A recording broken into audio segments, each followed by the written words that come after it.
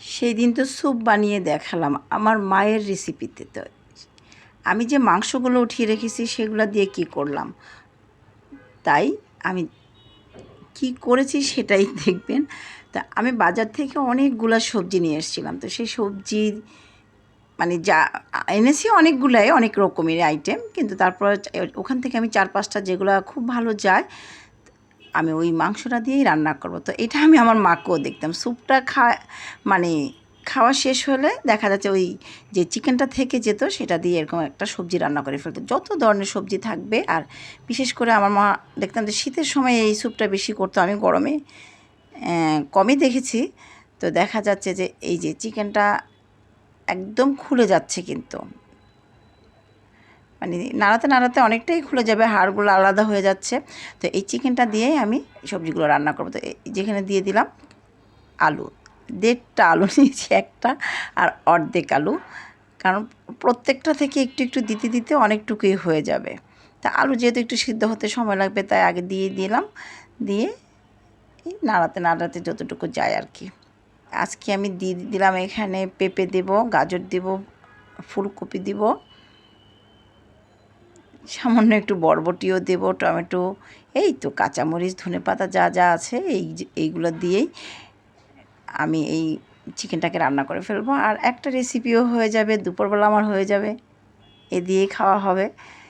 তো এক ডিলে 2 শিকার, তাই না? চিকেনটাও একটা অন্য একটা রেসিপি করে ফেললাম, আর স্যুপটা তো খেয়েছি একদম এনার্জি ফিরে পাওয়ার জন্যে। তো এইরকম কিন্তু করা যেতেই পারে, তাই না? আমি আমার মাকেই দেখতাম সবসময়, আর আমার এই সবজিটা খেতে এত ভালো লাগতো, কিন্তু আমার হাতেরটা না অতটা, আমার মারটা বেশি ভালো লাগতো তখন। আর শীতের সবজিগুলো দিয়ে করতো, এত মজা লাগতো, মানে মনে হচ্ছে যে 3 বেলায় ওটা দিয়েই খাবো এরকম।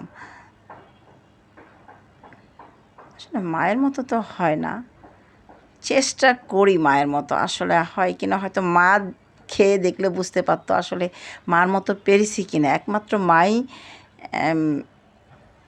প্রকৃত জাজ, যে মা কখনো কোনো কিছু লুকাবে না। একটু লবণটাও কম হয়েছিল বা লবণ দেওয়া হয়নি আমার, তাই একটু লবণ দিয়ে দিলাম। আর এটা একটু ভেজে নিয়ে তারপর একটু পানি দিয়ে দিব, না হলে তো দেখা যাচ্ছে যে সবজির যে গন্ধটা এটা থেকে যায়। তো একটু যতই আমরা কষাতে কষাতে রান্না করি না কেন, আমার কাছে মনে হচ্ছে যে যে কোনো কিছুর একটা গন্ধ থাকে। তো সেইটা কিন্তু এবারে পানি দেওয়ার কারণে অনেকটাই চলে যাবে। আর একটু আমি রান্না করে নিচ্ছি, আর এরকমই নামিয়ে নেব। আজকে আমার এই দিয়েই খাওয়া হবে, বা এটা আমার আগের রেসিপি ছিল, যেদিন আমি স্যুপটা বানিয়েছি সেই দিনই আমার একই টাইমে 2টা রেসিপি করেছিলাম। 2টা রেসিপি করে তো আর 2টা আসলে একই টাইমে ছাড়তে পারিনি, তাই আজকে এটা ছেড়ে দিলাম।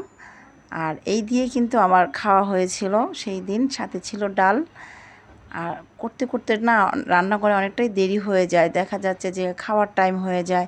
আমার বাসায় তো এমন একজন আছে যার বাসায় ঢুকলেই তার টাইম নেই করতে থাকবে, খাবার দাও খাবার দাও, আমি যে খেতেই ঢুকে খেয়ে আবার চলে যাবে, এরকম একটা ব্যাপার। তো এই পর্যন্তই, সবাই ভালো থাকবেন, আল্লাহ হাফেজ।